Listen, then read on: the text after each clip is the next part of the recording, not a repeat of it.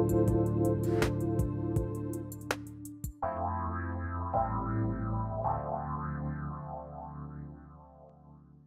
everybody, welcome to the Dr. Pat Show. This is Talk Radio to Thrive By. I'm Dr. Pat, and I get to hang out with everybody like a lot of times a week. Thank you all for tuning us in and turning us on. And I'm just going to back off that mic a little bit.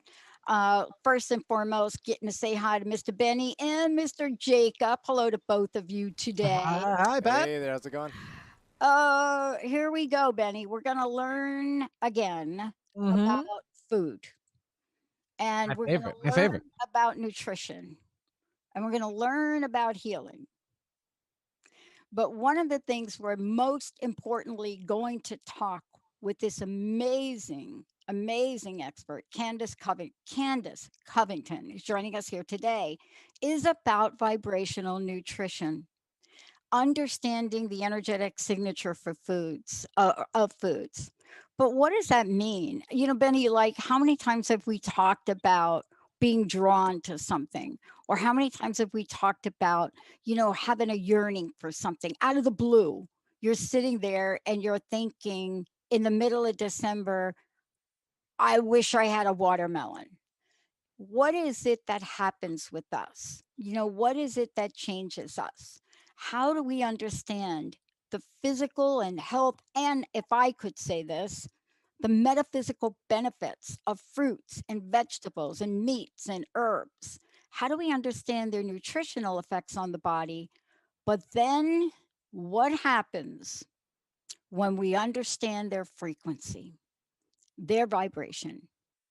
And that's why I'm not going to really take that topic on. I'm going to talk to Candice about it because her fabulous new book, Vibrational Nutrition, really lays this out. And it's funny how I got triggered automatically from the cover of her book. Look, watch, see the cover, right? And what do you see over there? Like over there is like a little piece of little watermelon. See that watermelon? That's all it took for me to think watermelon. But we are joined today by somebody that is a certified aromatherapist, massage therapist, healing arts master, and much more. Candice, it's great to have you. Welcome to the show. Thank you for having me. This is, for me, when I think about this, and I think about Benny and I in the 17 years we've been doing this, what I'm really struck by is how we reference food without knowing it in a vibrational and frequency way. I want to know, given what you've done, given who you are in the world, I want to know how you got here. What are some of the challenges? What are some of the obstacles? What did you have to overcome to be able to get here to take this powerful message out in the world? Well, I would say food as ally has been really important in any struggle and any directionality that I've ever had in my life. And that's actually a large way of how I became to understand the way that food does operate as a vibrational signature, because I would really crave something. And the more I craved it, more I could sense like a deep interior shift that had nothing to do with me willing it away or me mentally problem solving. Of course, that was a component of it.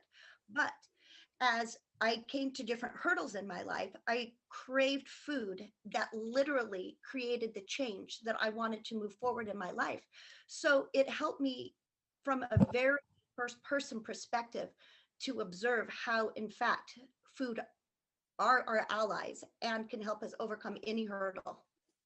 You know, I want to ask you about this better than just talk about it like from a very academic perspective. How does one explain the craving for watermelon in December? Just saying as an example, right? Sure. Because you got all the sugar, you got all the holiday stuff laid out, you got everything laid out. It's all, and you're like, where's the watermelon, right?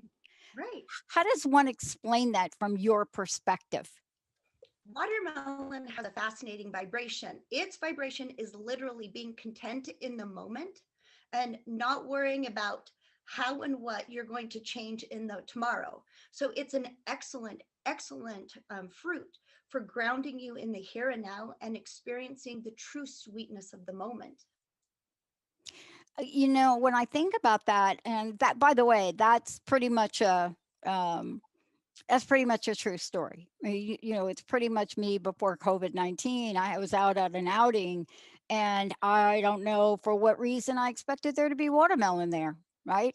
But when I think about vibrational nutrition, I want to ask you this two-part question.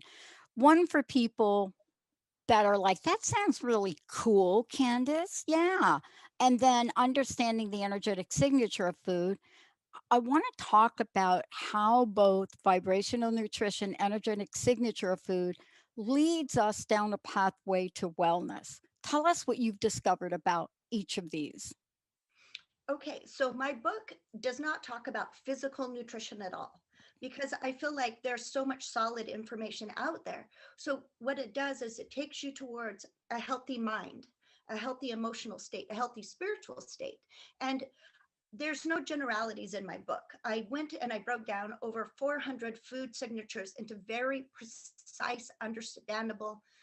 Each one's about a paragraph or shorter to allow you to fine tune whatever it is in your life to allow that food to be a means to get there. And in the book, I explain how, like you were talking about, you follow a craving and allow that to not only be the antidote but an oracle, because frequently you can crave something and you don't understand the larger underpinnings, but you can look it up, and then once you understand precisely what it does, it is so empowering because you can work with it consciously and take it into your body and have it rearrange you literally on a subtle level. And once that happens, it leads to exterior changes in the material realm or the physical. So it's just a very delicious, not to be silly, it is. I mean, it's such a fun medium because, so much of, there's not a lot of difficulty or strain around it because it allows you to partake of something that is nourishing and wonderful. And at the same time, it is truly a dynamic tool for addressing very specific states. And I want to ask you about that because I recently got some long overdue, long overdue surgery done. Right? I totally growing up, I wrecked my body. Let's just say that in so many ways, right? And so I just got some corrective surgery, which very, very painful. But my gosh, what we can do now with science is like crazy, like bionic. My friends are like, you're bionic Baccili now. That's actually my last name. People don't know my last name. But what happened was I'm like, can you get me a papaya? Like what? I'm in the Pacific Northwest. Can you go down there to when you go to the store, see if they got papaya? I don't care what the papaya costs, but just papaya. And I want to ask you about that because I don't have it in front of me. It obviously resonates with me, Hmm. and I'm called to get it, and I have Hmm. no idea why. Can you take us through that as you do in the book? Sure. It's like it's calling to me, Candace. It's like, buy me, buy me. Yeah. Well, papaya first and foremost stimulates the second chakra. So everything that is involved with that inner child, deep creativity, connection to the divine feminine. But one of the other things it does that I find really fascinating is it spiritualizes emotions.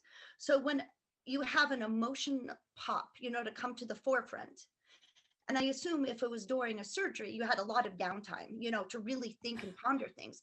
And so what happens is that once a strong sensation or emotion comes to the surface, you come to understand the spiritual lesson and or the teaching that is like centered around why that emotion arose in you and what that's about. So I would posit that papaya at that time in your life was all about allowing you to dive deep and really explore internally and start to understand the story of you at even a deeper level and in a really supported and juicy, interesting way. You're absolutely right about that. We're going to take a short break. When we come back, I want to talk about that point in time, but I also want to talk about the system. You know, What is the system each of us can learn that will help heal emotional and spiritual wounding?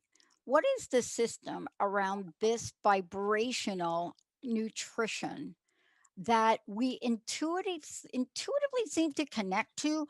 But what if we had a way, a system or process? What if we understood what it's like to cook with the intention of utilizing vibrational nutrition? What happens if we could factor in the energy of every single item or recipe? I don't know if potato chips are included, but when we come back, we'll dive deep into that. Let's take a short break, everybody. We'll be right back.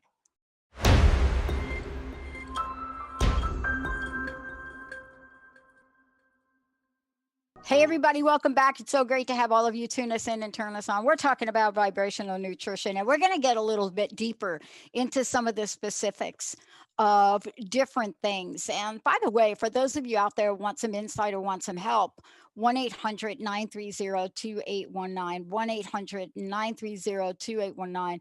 Candice, two things. How do people get a copy of the book, and how do they find out more about you? How do they find out what you're up to? Okay, so you basically can order my book anywhere. You can get it on Barnes and Noble, Amazon. My publisher happens to be Inner Traditions, so a loving shout out to them. You can order straight from their website. And then also any local bookstore. If it's not in, just ask, they can order it. And also, my website you can order from, which is divinearchetypes.org. And also, if you're curious about me and my offerings outside of, not only do I explore this book deeply in weekly blogs, but my other offerings are also at divinearchetypes.org.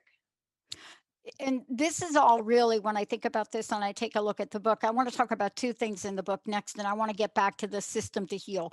One is you go through the book beautifully and explained different vibrations, everything from, sea salt from Molokai. And so when I think about all of this and I look at this and I go through this, you explain to us in a way that we can get it at a common sense level. See, that's what's really important when you start to talk about vibrational healing or vibrational nutrition. Boy, you got to break it down so people know, well, wait a minute, I'm reaching for that. And Mhm. this is why. And you did a beautiful job. Not only that, we're going to talk about some recipes later on, too. You Okay. got one of my favorite recipes in here. Um, but let's talk about the bigger picture, Yeah. like this, the big picture. And the big picture is how each and every one of these could work systematically to heal. And I love that you're talking about emotional healing and spiritual healing because we don't know that we've been wounded spiritually. Can you address this and what you discovered at that 35,000-foot level?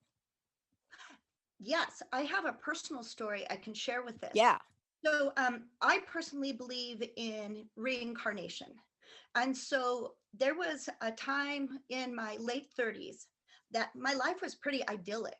There was nothing going on that I could pinpoint and say, this is making uncomfortable, angry, literally angry feelings arise.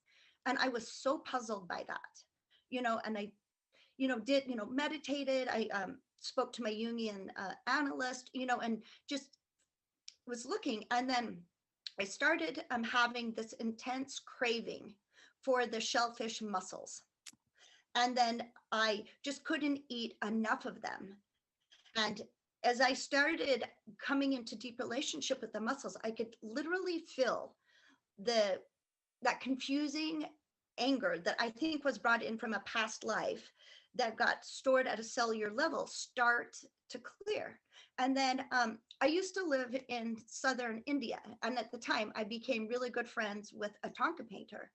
And so what happened and he painted for a local Buddhist temple down there. So I rang him up and said, will you please go ask the Rinpoche to look into my continuum and basically see if he could find, any disturbance. And he came back to me and he confirmed what my intuitive understanding of the role of muscle is that I was suffering from the roots of an angry mind that had been brought in. And so it was not them telling me that made me come to that conclusion, but I came to it on my own. And then I just happened to have the resource that confirmed it. And so once I understood that dynamic, like you said, I didn't even realize that I brought in this confusing energy, but it affected me and I wanted to work through it. And just sheer will alone wasn't enough for me to remove from that tingling energy. But that food ally was a huge blessing and it allowed me to shift that. And it's interesting, anybody who's ever done deep healing work, you know the difference between, when you hold the space because that's the correct, area that you want to be in your life. I did not want to reside in anger, but I could feel it when it melted from my deep body. My continuum is what I would call it, and I was free from it. It was such an amazing sensation of like spring or renewal or however you want to phrase that. And so from a true body perspective, I have been profoundly blessed and healed by nature. Mm. And then in turn, you are now bringing that out to help all the rest of us do that. Yeah. And I have to say, right now, we are in a position, and I think this is globally, where a wounding and a healing is really important for all of us. And I think at times we don't quite understand when we reach for something or when we are open to something. We are developing a relationship with food. Can you talk about this relationship with food? Because you cover this beautifully in the book. Yes. For example, you were talking about as globally, you feel like we're going through a collective healing, and so every person is going to have a different relationship, with what's going on, globally and in community. But a few of the foods that come to the top of my mind, black crim tomato is for depression that debilitates, where you just want to stay in bed and pull the covers over your head because it's just too scary. Blood orange is all about bringing like vivaciousness and brightness back into your life that allows you to move forward with your gifts into the world and share your healing via your gift sets. So depending on where your orientation is, you would be able to find a food to allow you to most address what you needed to work with in the moment. And one of the things I want to address here is that we can look at a range of foods, right? There could be sort of this relationship we have with certain types of food, and then, or on another note, maybe something will come up. How do we determine what it is that's longing to be healed by what we may be drawn to? There's so in the beginning of my book, there's all 400 foods listed. And so I give you a short meditation so you can go in and you can tune into the food, because sometimes, you've never been exposed or you think you don't like it because of the flavor or, whatever it might be. But as you go through and you feel into the energy field of each food, if something really pops for you, either that you really like or you're really off put by, that means that there's a story that food wants to talk to you about. And if you crave it, it's most likely an aspect that really wants to be developed and brought to the forefront, that's going to have a gift like aspect. If it's something that you're off put by, it's most likely a shadow aspect of yourself or an aspect that you don't want to look at because it's difficult or painful in some way. So either way, if you become aware of something that perhaps you didn't even know that your deep self wanted to work on, because our there's so many layers to human beings, but most people's, mental body or consciousness drives the ship, if you would. So this allows you to have seamless communication between the mental body, emotional body, and the spiritual body. And once you do that, you're able to have a much more complicated conversation with your deep self. We're going to take a short break. And when we come back, we're going to take a look at some of these foods and also some of these recipes. But what happens when you wake up or you're going through your day and all of a sudden you decide, I'm going to make myself, some kind of smoothie or something here. And you start to go into the refrigerator and you say, geez, I'm going to pull out this cucumber. I'm going to pull out fennel. I got to put a little apple cider vinegar in there, then maybe a little cayenne in there, and you're doing this and your friend or your partner looks at you like, what the heck is going on with you? And then you're looking at it and saying, I think I need a little avocado as well. How do you explain that concoction and what that tends to mean? When we come back, we're going to break that down and tell you exactly what the book helps you with. But more importantly, do you have any cravings going on? Do you want to know what might be underneath that? Give us a call at 1-800-930-2819. And as we said before, vibrational nutrition, understanding the energetic signature of foods. When we come back, we're going to talk more about those signatures. We're going to talk more about why does somebody pick a red onion over a yellow onion? Who does that? Stay tuned, everybody. We're going to take a really short break and we'll be right back with my very special guest, Candice Covington. We'll be right back, everybody.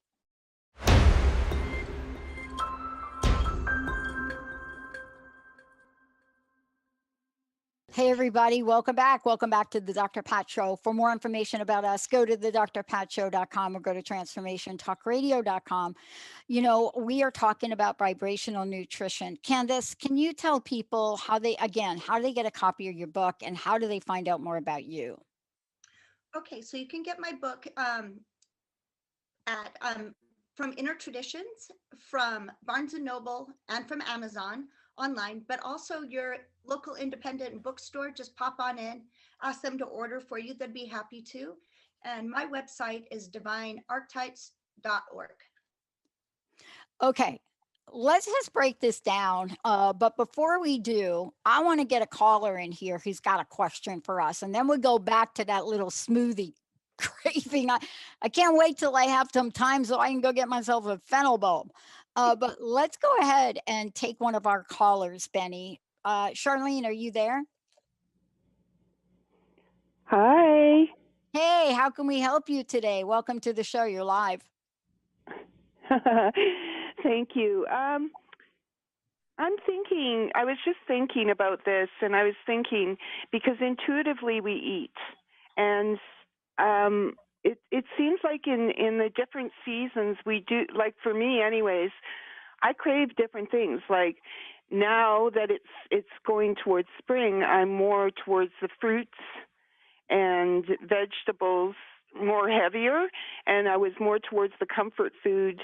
And it seems to be like with the change in the season too, our bodies go for different types of food. Well, absolutely. I mean, we are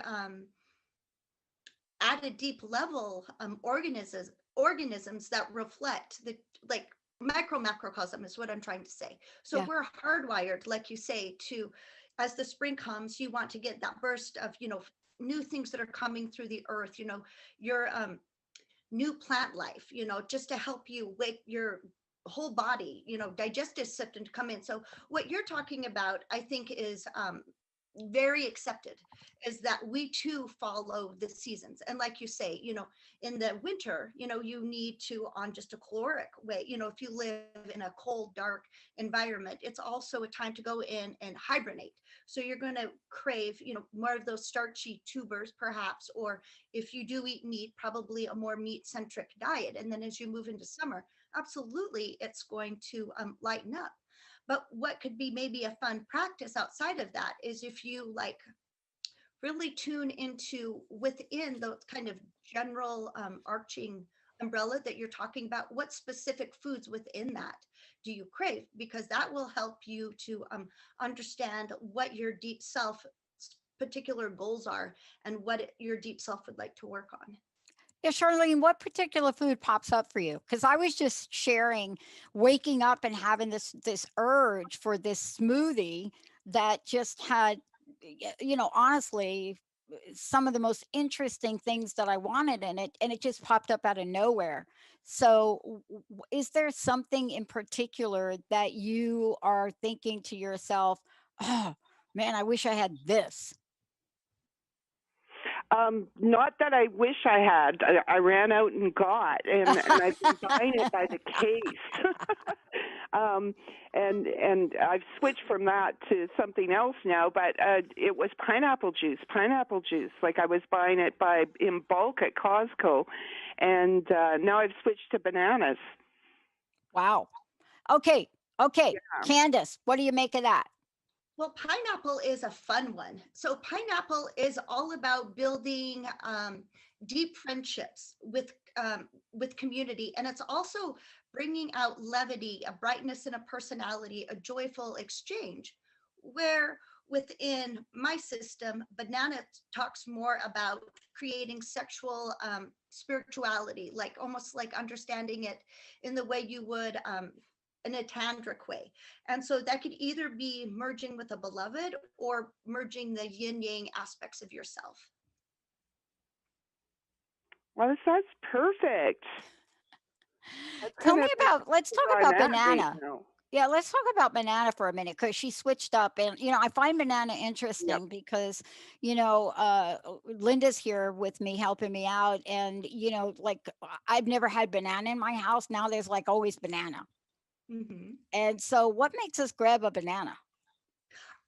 The that one has to do with basically sacred sexuality, and that can be exploring it with a partner like you would in a tantric sense, where you address your spirituality as a prayer to the divine, and also seeing the divinity in an other. And if you're not currently doing that with a partner, it can be the inner marriage. So it'd be merging what they would say the yin and the yang, or the Tibetans would say the yab and the yum. So, or the, sky father and earthly mother. So basically, the divine marriage of your internal feminine or masculine. So it could be unto oneself, or it can be exploring those principles with a beloved. Well, that's the switch you made, Charlene. That's exactly where I'm at right now. Mm-hmm. That is completely bang on. Yeah. Wow. Fascinating, isn't it? Charlene, thank you so much for calling in. Any other questions you have for Candace? No, no, not at all. I'm going to go out and get the book. Yeah. Oh, it's fantastic. Yeah. Very cool. Thank you, Charlene. Thank you. Okay. Now, that was an example, and how beautifully you have explained that. But I'm trying to make sense and explain why, after I'm done with this show, then I got another call. Like, it's going to be like 2 o'clock, and I'm going to have to go get a fennel bulb, make sure I got organic cucumber in there. Uh, Mhm. uh, how do you explain something like this? What is up with the fennel? That is so funny that you say fennel, because that's not a vegetable a lot of people eat. 2 weeks ago, I too become obsessed with fennel, and I wanted to make a base, but I would not do it until I found my fennel bulb. And so, what I love about fennel is it really deepens the creative impulse. And so, a big part of your job is deep creativity. I mean, you have to write the shows, you have to talk with like incredibly different people all the time. So, fennel is all about you being able to creatively mine your Mm. environment. And so, that's very interesting to me that you crave that. And then, cucumber is all about vitality. So, it basically replenishes your chi or your prana, however you want to say that. So if you've been really been running ragged, like you have a to-do list that doesn't stop, and Absolutely. yeah. So I mean, Absolutely. so cucumber just shores you up, so you have enough, sparkle, which you have in abundance, to make it through your day. So those two combined are amplified creativity that allows you to mine that from environment, and then also enough chi or prana or energy that you can do that in a very vibrant, vivacious way. Yeah. And it's interesting you mentioned that. I grew up with my grandparents roasting fennel. That I didn't know it was fennel. I mean, I know what it is now. We called it fanook growing up, and it would be this roasted fennel. And I gotta tell you, back in the day when we didn't have, what do you call it, air fryer poppers and microwave ovens. I'll tell you, I watched my grandparents turn on that gas stove and take those peppers and roast fennel right Mhm. over a gas stove. I mean, that's the memory of it. Um, but cucumber is interesting for me because when I get a craving for it, I will go in the fridge, get my organic cucumber, and I will tell you, I will bite that thing right down till it's gone. Mhm. Um, and now what I can do is explain like why I'm doing that. Like instead of people saying, "Jesus, what's wrong with you, Pot?" Like what are you doing? And by the way, why would you put cayenne pepper in everything? And I put cayenne pepper. I put cayenne Ha- pepper on my eggs. If I get eggs, I gotta put the cayenne pepper. No, not paprika, cayenne pepper. Have That no one, idea why. speci- that one stimulates the root chakra. And it also, so that's interesting. So you using cayenne pepper in your recipes grounds deeply into your body all the other energies you're taking it in, because that's fascinating that you use that as an anchor in so many of your recipes. So okay, so as you mentioned, I'm an aromatherapist. Yes. So on a physical level, like when an aromatherapist makes a synergistic blend, they will put just a drop or two of black pepper, because Wow. that one on a physical level helps your body absorb the phytonutrients like at a deeper level through that. So energetically, cayenne pepper behaves the same way. So when you take that, put that in a recipe, it's going to ground deeper into your energetic body and all the way down to your root chakra, which of course is the foundational principles of self, being at home in your body, being home in the world, grounding things into practical action. So I would very much posit for you that that's a really dynamic way to just really grid that and ground that into your body for use. Yeah. And, the book goes through, and not only for those of you just tuning in, Vibrational Nutrition, Candice Covington joining me here today.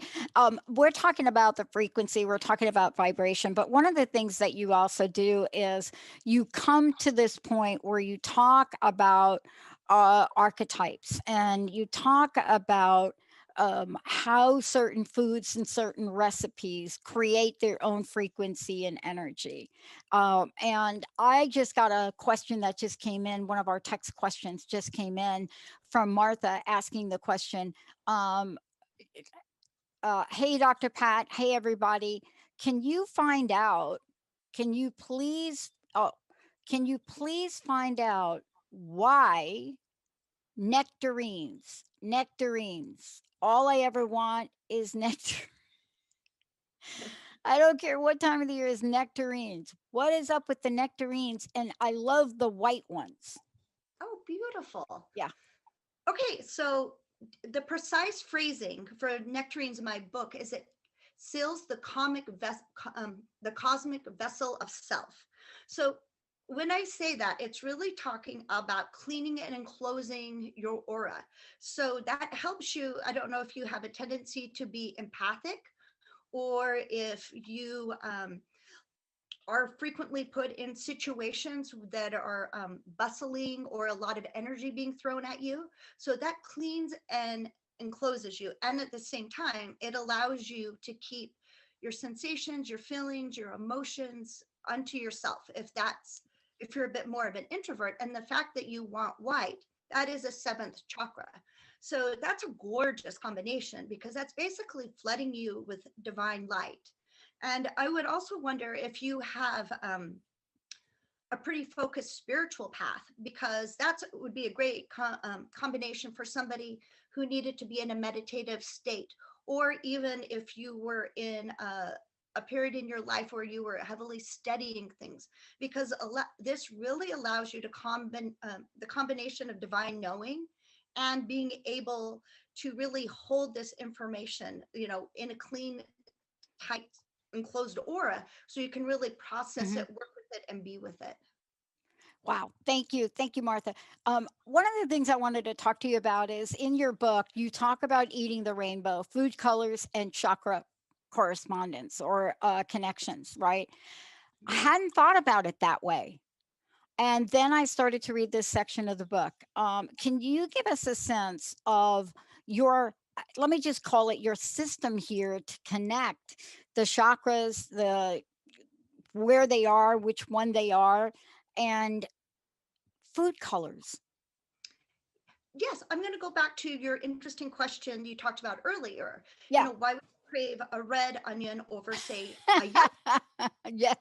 so the way this is a perfect example. So the general vibration of onion is being able to, with intent, target any any aspect of yourself. It could be a past memory, it could be an emotional state, it could be any of those things. But so what happens is basically onion is a conduit to get to somewhere in your interior, whatever that may be. So you just have to set the intent. But if you crave, for example, the yellow onion, yellow is the color that is correlated to the third chakra, which basically is your inner sun. It in From an Ayurvedic perspective, it rules the mental body. Wow. So the literal mind. It has to do with a good way to explain it is an Apollo archetype. So it's good for when you want to learn something that's already been established. So when you're studying, so it's not about creativity, it's about perfecting a skill that's already established. It's about magnetism. It's also one of the only chakra that vibrates to the divine masculine. So if you want to bring more of a balanced internal masculine energy into your life, that would be, again, the color of the onion. And since the onion is all about being able to access, that is such a dynamic gate to literally, as you take that food into your body as a prayer, a blessing, is to ask for whatever trait that might be to develop in yourself.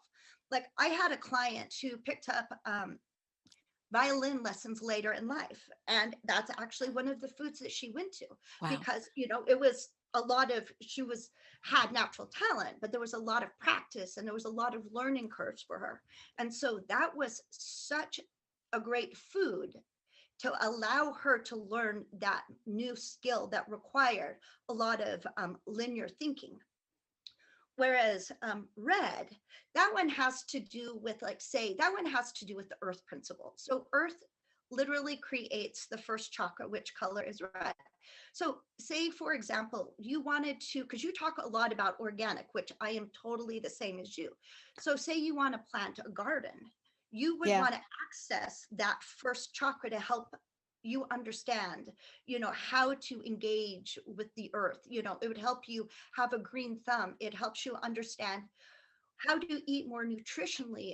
That's also one. It's, say, if you're struggling with abundance issues, that allows you to be able to figure out what you can do to create more stability and abundance into your life. And so, even though you can see that the onion has one vibration, but depending on the color of where you go, it is going to Mm. allow you to access the information that is inherent within that color that correlates to the chakras. Yeah, I'm so fascinated by this because as I go back now and I'm thinking how this is playing out, last night I was cooking dinner and I was made something very simple because I'm just trying to heal this total knee replacement here, but something really simple. But believe it or not, I had already created something that was going to have a red base in it, and then I add a can of tomatoes to it. Okay. And Linda's looking at me like, "Did you just add tomatoes to that?" And I said, "Yeah, yeah, I just did." And she's like, "It's already like a red sauce, and you're going to add tomatoes to it." And I said, "Yeah, I don't really know why." And that's interesting because you're talking about focusing on healing your knee because Yeah. of your surgery. And again, the root chakra or the red, it's all about physical form. So Wow. every, yeah, and so that, so each chakra has a different element. So the red is earth, and then the other one, so the second would be water, third is fire, fourth is air, fifth is ether, sixth is all of the elements combined, and then the seventh is beyond the elements. So that's so interesting to me that you craved the very color that is going to, at an energetic Mm, level, support the wow. healing of your physical body and your knee. So Wow. yeah, your deep self knew exactly what to do. Yeah, I'm telling you, Candace, I got to tell you, I just love, I first of all, I love your book, but I love the way you're bringing it all together. And, we have a few minutes left, and I was really struck by the rest. I didn't expect there to be recipes at the end of the book. Um, but I love that you put the recipes, but then you created a narrative Mm, around it to explain it. And I was really struck by this, right? I went through and I looked at a number of these and I thought, wow, this is really interesting. And I went to the next one. I said, wow, this is really interesting. And then I went to the next one. And then I went to the one, of course, you had the jicama and fennel salad, which you put in here, of course. of Um, course. but here's the thing that I'm struck by as well. There were a couple of recipes with eggs. I could eat eggs and nothing else but eggs. And I try not to. As a parting wish, tell me about the eggs. I, it's so funny. Okay, I raise birds specifically for eggs, and I brought a show and tell. Go ahead. Oh, Oh so my gosh. this is a goose egg. I'm going to give you. I'm going to hold it. So a goose egg next to a quail egg, so you can Wow. see the difference in sizes. And Wow. here is a duck egg next to my goose egg. So we'll go. Wow. I love eggs too. I love eggs so much that I specifically raise birds for my eggs. I would do the same thing. That's how much I love eggs. And oh Oh, my gosh, it's like give me another egg recipe. So I started to cut back and then I said, why am I cutting back on these? I mean, they're so nutritional, you oh, know, they they are. work well. So tell me about the vibration or the frequency of eggs. Okay, so this is the goose egg, Yeah. and I'm going to introduce her. Her mother's name is Augie, by the way, which means Wow. magnificent. And Wow. so a goose egg, this is for the individual who wants to monetize a creative path. So say you're an artist, a writer, an independent, That's they, me. yeah, exactly. Yeah. So you have to use your creativity to create a living. And no, and so how I define that is that every day you have to carve out your niche. You have to visualize what you want to put into the world. You have to figure out Yep. how to do that. And so if you truly incarnated to live that way, a goose egg is such an amazing support Mm. and ally. It helps really get you into the flow of that and helps you figure out how to do it. And the energy of goose egg is also fiercely protective. So if you're, a part of being an artist is being vulnerable because you put yourself out, and for everybody in the whole world to see. And so it allows you to feel cocoon and safe within sharing the more vulnerable parts with yourself with a wider audience. Whereas the little quail egg, on the other hand, is all about working in conjunction. So it is like good for, like, say, a family unit where everybody has to contribute something or another. So where it's when you need many people to do something slightly different to make things go well. Like, for example, if I was to start a new venture where I was needed to pull on the skill sets of other people that weren't exactly like mine, but we all had to contribute to make it work, I would probably bring this as a dish. I may or may not even tell people what I was doing, but that would be my intent. And then the duck egg is all about being able to navigate your emotions. So this was a really good for somebody who's doing any sort of depth work where Oh, they really want to go in, they really want to figure things out.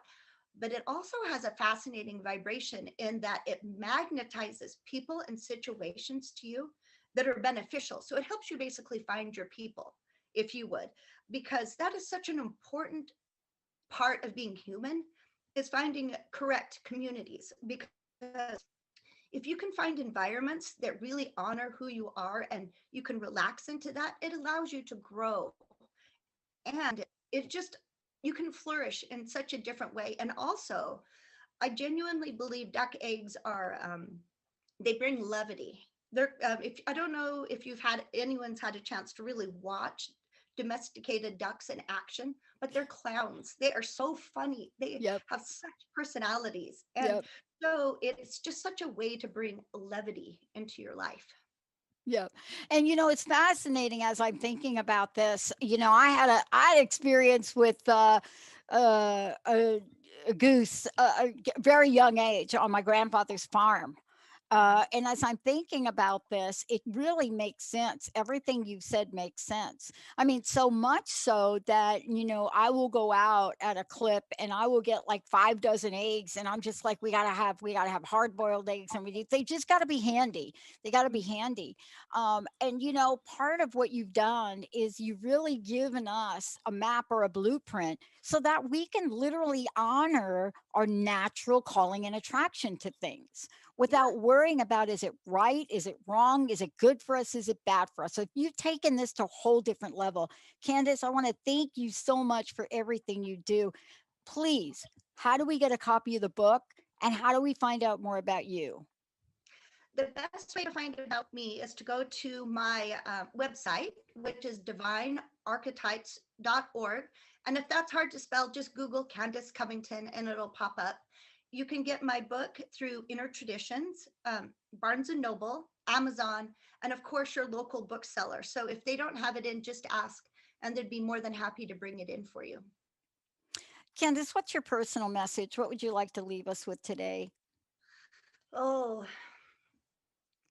create a loving relationship with your food. Really get to know food as you would a friend or a beloved pet, because they're there. And if you allow yourself to be in relationship, it will. There's this beautiful Ayurvedic saying. They refer to plants as mothers with 100,000 ways of working. And so my invitation to you is create intimate relationship with the food you take into your body and allow to see the stories unfold and really enjoy the process. Wow. Candice, thank you so much for all you do. How fascinating. I want to thank Benny and Jacob for hitting all the right buttons. I want to thank all of you out there for everything you do. And don't forget, we've got another hour coming up here on Transformation Talk Radio. Thank you, Candice. Thank you for having me. And thanks to our friends at Inner Traditions as well. Let's take a short break, everybody. We'll be right back.